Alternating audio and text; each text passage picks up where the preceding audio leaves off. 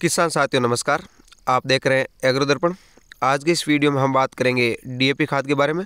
DAP खाद जो किसानों के द्वारा सर्वाधिक इस्तेमाल किया जाता है, तो आज की इस वीडियो में हम इसके फ़ायदे, नुकसान, इसका इस्तेमाल कब करना चाहिए, कितनी मात्रा में करना चाहिए, कैसे करना चाहिए, क्या डीएपी नकली भी आता है, नकली या असली में क्या फ़र्क होता है और इसकी वर्तमान में क्या रेट है।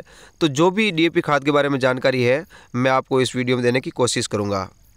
सबसे पहले हम डीएपी खाद का पूरा नाम जान लेते हैं। डीएपी का पूरा नाम डाई अमोनियम फास्फेट होता है और इसमें 18% नाइट्रोजन और 46% फास्फोरस की मात्रा होती है। 18% नाइट्रोजन जिसमें से 15.5% अमोनियम नाइट्रेट होता है और बाकी नाइट्रोजन, और 46% फास्फोरस में से 39.5% फास्फोरस पानी में घुल जाता है और बाकी फास्फोरस है वो बाद में मिट्टी में घुलता रहता है। तो इस तरह से ये 18% नाइट्रोजन और 46% इसमें फास्फोरस की मात्रा होती है। 0% इसमें पोटेशियम की मात्रा होती है, यानी इसमें पोटेशियम नहीं होता है। आप देख सकते हैं यहाँ पर 18 46 0। तो इस तरह से डीएपी का ये रासायनिक संगठन है। और वर्तमान में डीएपी की रेट की बात करें तो 1350 रुपये एक बैग, यानी जो 50 किलो का बैग है इसकी वर्तमान में 1350 रुपये रेट है। और अब देख लेते हैं, जैसे डीएपी कई बार हम असली और नकली का पता नहीं कर पाते हैं, तो जब भी आप डीएपी लेकर आए तो इसको थोड़ा सा तवे पर भून करके देख ले। अगर डीएपी पिघल जाता है तो ये नकली नहीं है, असली है, और अगर डीएपी पिघलता नहीं है तो नकली है। तो इस बात का भी आपको ध्यान रखना चाहिए। कई बार हम ठगे जाते हैं और नकली डीएपी हमें थमा दिया जाता है।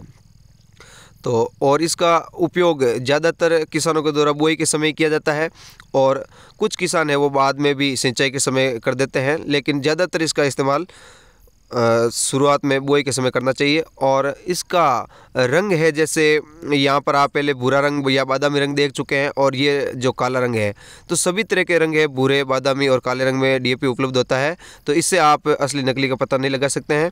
काला भी होता है, भूरा भी होता है और बादामी भी होता है। तो ये 3 रंगों में उपलब्ध होता है। अब जैसे डीएपी है तो इसके फ़ायदे क्या है।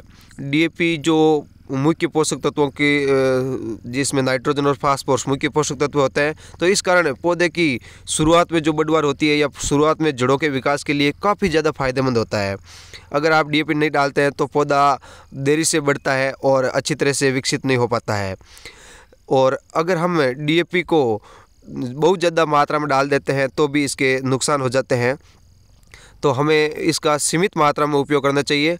अब जैसे 1 एकड़ में डीएपी का इस्तेमाल 40 किलो के लगभग किया जाता है, लेकिन आप अधिकतम करना चाहते हैं तो 50 किलो से ज़्यादा 1 एकड़ में डीएपी का इस्तेमाल नहीं करना चाहिए। इससे ज़्यादा नुकसानदायक होता है। इससे आपके ज़मीन की उर्वरा शक्ति भी घट जाती है, बाद में उत्पादन है वो धीरे धीरे कम हो जाता है। तो इस कारण आप डीएपी खाद का ज़्यादा इस्तेमाल ना करें। और हम देखते हैं कई बार कोई भी जैसे वस्तु होती है उसके फ़ायदे भी होते हैं, नुकसान भी होते हैं। तो डीएपी का भी नुकसान ये है कि अगर आप इसका ज़्यादा इस्तेमाल करते हैं तो ये हमारे जो खाने पीने की चीज़ें होती है उनमें भी इसका अंश आता है, और जिसके कारण हम बीमार भी हो जाते हैं और कई तरह के रोगों से ग्रसित हो जाते हैं। तो इस कारण इन जो रासायनिक चीज़ें होती है, चाहे डीएपी हो, यूरिया हो, पोटास हो, जो भी रासायनिक खाद्य होती है, इनका इस्तेमाल कम से कम किया जाना चाहिए। और जहाँ तक संभव हो सके हमें जैविक खादों का या गोबर खाद का इस्तेमाल करना चाहिए, जो कि सबसे ज़्यादा फायदेमंद होता है। तो लेकिन सभी जगह उपलब्ध नहीं हो पाता है, इस कारण हमें डीएपी का इस्तेमाल करना पड़ता है। और अगर आप डीएपी का इस्तेमाल करते हैं तो बहुत ज़्यादा इस्तेमाल ना करें।